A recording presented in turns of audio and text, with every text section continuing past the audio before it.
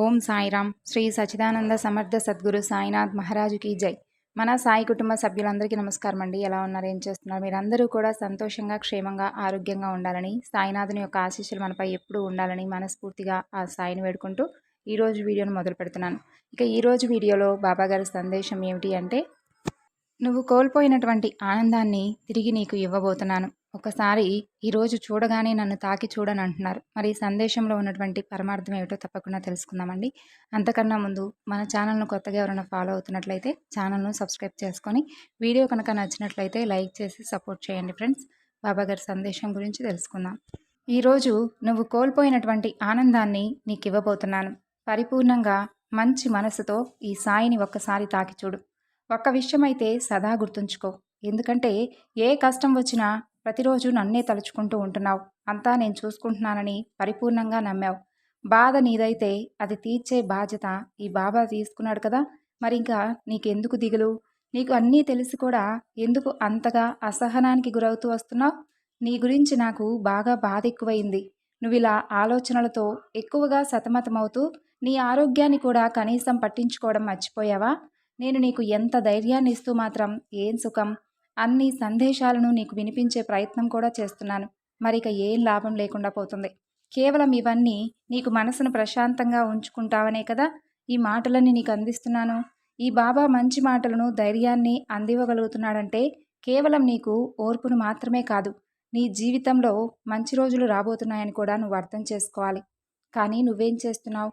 నేను చెప్పినటువంటి కాసేపు మాత్రం చక్కగా సందేశాలను ఆలకిస్తున్నావు, ధైర్యానికి కలిగి ఉంటున్నావు.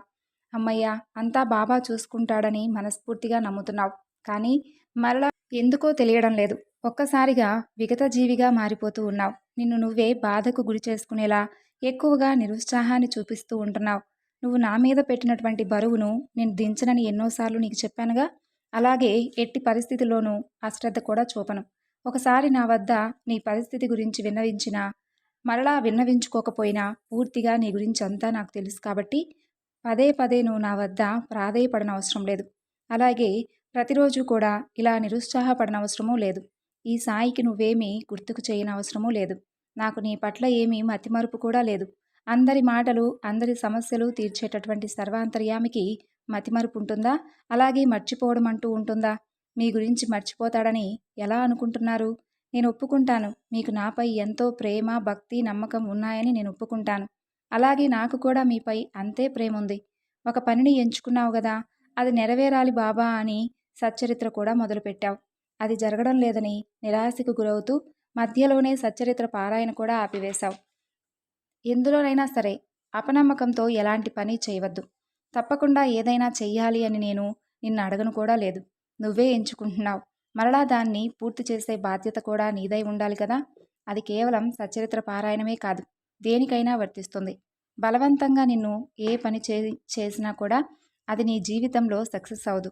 ఇష్టంతోనే, బాధ్యతగానో, కర్తవ్యంగానో చేస్తే అది నీకు కూడా సంతృప్తినిస్తుంది. నాపై గంపెడంత ప్రేమను, నమ్మకాన్ని చూపిస్తూనే మరలా అంతే విధమైనటువంటి అపనమ్మకాన్ని, అలాగే జరుగుతుందో లేదో అనేటటువంటి ఎదురుచూపులతో నిరాశకు గురవుతూ వస్తున్నావు. హాయిగా అది జరిగిద్ది, అంతా ఆయన చూసుకుంటాడని మాత్రం నమ్మలేకపోతున్నావు కదూ. ఎప్పుడూ కూడా ఓడిపోతాననే భావన నీలో రాకూడదు. గెలుపే లక్ష్యంగా భావించి సాగిపోతూ ఉండాలి. ఏదైనా కానీ కావాలనుకుంటే సరిపోదు కదా, దానికోసం ఆరాటపడుతూ ఉంటే కూడా సరిపోదు. నీలో పోరాడే శక్తి కూడా ఉండాలి. ఒకసారి ఒక దానిలో విఫలమైనంత మాత్రాన మరలా నీకు అదే పనిగా అపజయమే ఎదురవుతుందని ఎందుకు అనుకుంటున్నావు? నువ్వు కోల్పోయిన దానికంటే కూడా ఎక్కువ రెట్లుగా ఉండేటటువంటి గొప్ప లాభాన్ని, విజయాన్ని నీకు వర్తించేలా చేయబోతున్నాను. దానికోసం నువ్వు ఎంతో శ్రమ చేయవలసినటువంటి అవసరం ఉంటుంది. ఏదైనా సరే నిజమే కదా, శ్రమ చేస్తేనే అందుకు తగినటువంటి ఫలితం దక్కుతుంది. కాబట్టే ఒకసారి నువ్వు కోల్పోయానని బాధపడకుండా, కోల్పోయిన దాని గురించి ఎక్కువగా ఆలోచించకుండా, అలాగే మరలా మరలా నిరాశపడుతూ ఉండకుండా, నువ్వు ఎలాగో కష్టపడేటటువంటి గుణం కలవాడివే కాబట్టి, కష్టం నీకెప్పుడూ కూడా ఎన్నో విద్యలను, అలాగే ఎన్నో గుణపాఠాలను కూడా ముందే నేర్పి ఉంది కాబట్టి ఇప్పుడు నువ్వు ఏదైనా ఎదుర్కోగలిగేటటువంటి సామర్థ్యం ఉన్నవాడివి. కాబట్టి మరలా నీలో ఉన్నటువంటి శక్తి సామర్థ్యాలన్నింటినీ కూడగట్టుకొని నువ్వెంచుకున్నటువంటి పనిని మరలా మొదలుపెట్టు. తప్పకుండా నీకు అంతా విజయమే జరుగుతుంది. నీ మనసులో విశ్వాసం ఎలా అయితే ఉంటుందో ఆ ఫలితం కూడా అలాగే ఉంటుంది.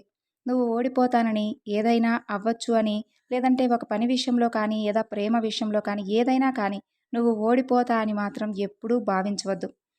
బాబా ఉన్నాడు కదా! బాబానే నిన్ను సదా దగ్గరుండి మరీ నడిపిస్తున్నాడనే నమ్మకాన్ని కలిగి ఉండు.